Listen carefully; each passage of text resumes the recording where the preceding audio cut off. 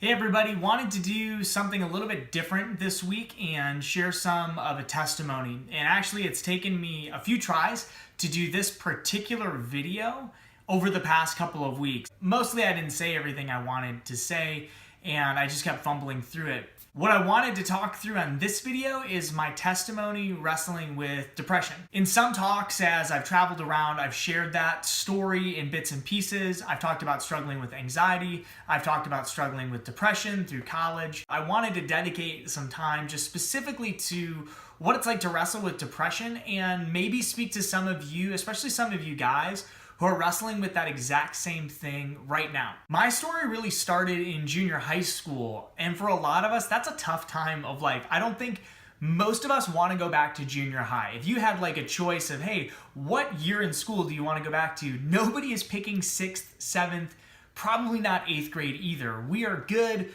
with junior high being done. A lot changes in that particular period of life and a lot of things chemically change. So growing up, I was pretty happy in elementary school, but for whatever reason in middle school, this angsty shift took place. Again, nothing unusual for a lot of young people, but in middle school, that was the first time that I actually started seriously contemplating suicide to the point of having a plan and figuring out times that I wanted to enact it. I never had a moment or an opportunity where I felt so low that I put those plans into action. Sadly, being in youth ministry for so long, I know that that's not always the case. And sometimes young people have those same plans and those same thoughts, and they make a terrible decision that hurts a lot of people because they felt they had no other choice. But for me, that's where everything got started in middle school. And through high school, there was sort of this undercurrent, this dark feeling that I had most days. Now, if you knew me, you would never see that. On the surface, I was a completely different person. I overcompensated with a lot of confidence. I never shared that I was struggling with things with other people.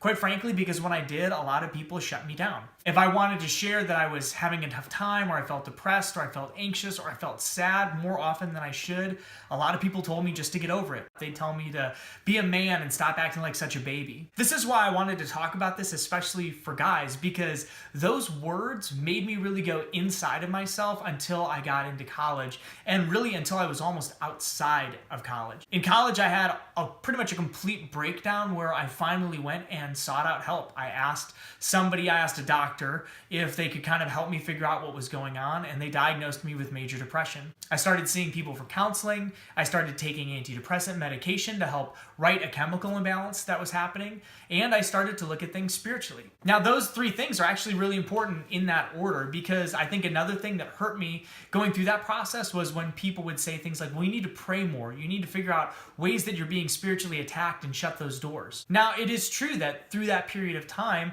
I needed to grow spiritually.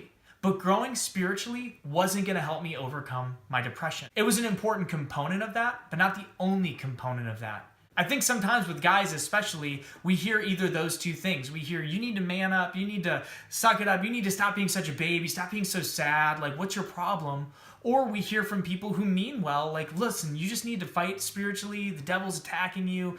And both of those things are really harmful. At least they were really harmful to me. They made me ashamed to want to share some of the things I was feeling, and they made me feel like a pretty big failure as far as a disciple or somebody trying to find Jesus. The point in all of this is for about 12 years, I really wrestled with these things, and it's still something that exists in my heart.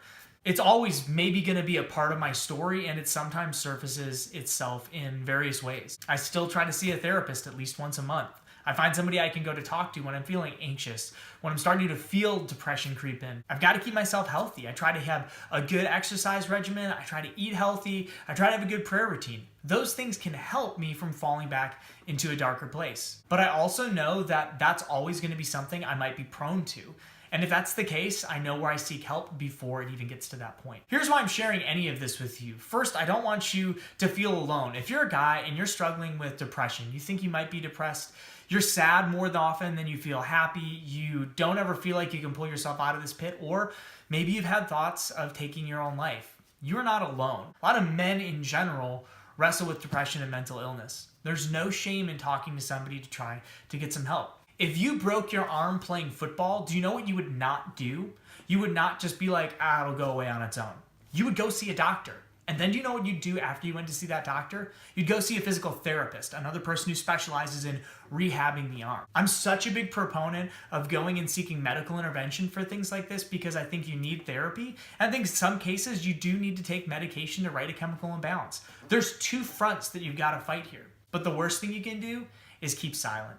And maybe somebody's hurt you with comments like they hurt me. There's nothing foolish, there is nothing childish about saying I'm struggling with something and I need help. Of course, in all of this, I want to encourage you to pray. I want to encourage you to seek grace, but I don't want you to think that that is the only thing. Again, if you break your arm, you're not going to pray that your arm gets healed. You're going to pray that God can help you through that process, and if it's in God's will, he miraculously heals your arm. But you also know that God gave people gifts and talents to help you be healed. And one day we don't want to get to the pearly gates of heaven and say, God, I prayed for years that broken arm would get fixed, and it actually never did. I lived a horrible life with this broken arm. And God's going to say, why didn't you go to a doctor? You know, I gave people the gifts and talents to help you out. I wish that somebody had looked at me when I was a young man and said, I know that sometimes you feel sad. People obviously could tell. I tried to hide it from a lot of people, but those who were closest to me could sense it.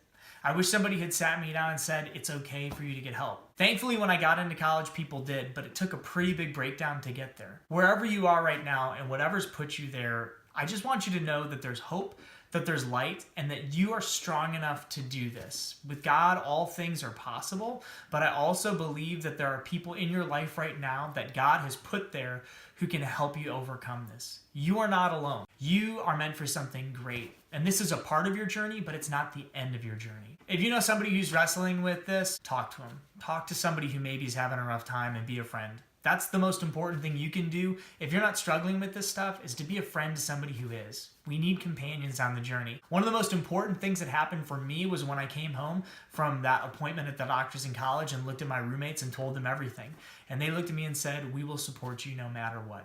That was huge for me, to know that I had a couple of guys who were with me, who were going to support me, and didn't think I was weird, who didn't think I was crazy, who didn't think I was less of a man, but wanted to walk with me. We've got new videos every single week, so check back here for more content like this. And if you got something that you want me to talk about, leave a message in the comments below. Know that I'm praying for all of you, and that I'm so excited for what God is going to do through the young men that you are becoming and the young men that you are. Enjoy your week. We'll see you soon.